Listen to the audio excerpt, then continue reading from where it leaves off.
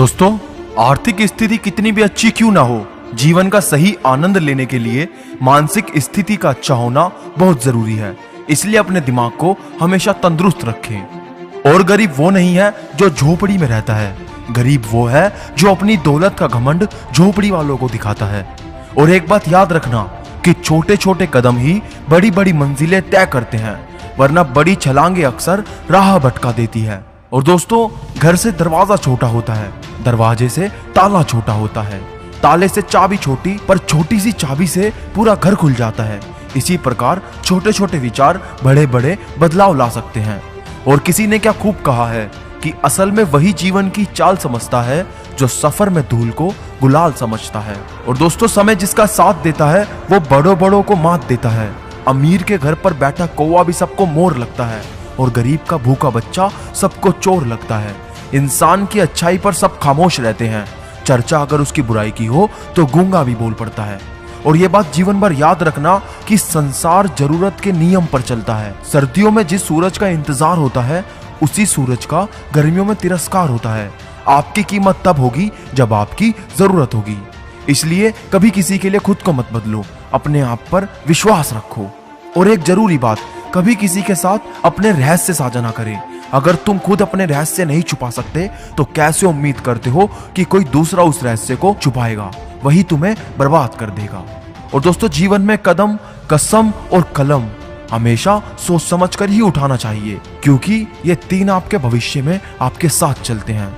और दोस्तों, लकीरें भी बड़ी अजीब होती हैं। माथे पर खिंच जाए तो किस्मत बना देती है, जमीन पर खिंच जाए तो सरहदें बना देती है, खाल पर खिंच जाए तो खून बहा देती है, और रिश्तों में खिंच जाए तो दीवार बना देती है। और गीता में लिखा है कि अगर आपको कोई अच्छा लगता है तो अच्छा वो नहीं बल्कि अच्छे आप हो, क्योंकि उसमें अच्छाई देखने की नजर आपके पास है। और याद रखना, इंसान की फितरत है वो किसी की कदर दो बार करता है, एक तो किसी को पाने से पहले और दूसरा उसे खोने के बाद। और किसी ने पूछा कि उम्र और जिंदगी में क्या फर्क है? बहुत सुंदर जवाब दिया किसी ने कि जो अपनों के बिना बीती वो उम्र, और जो अपनों के साथ बीती वो जिंदगी।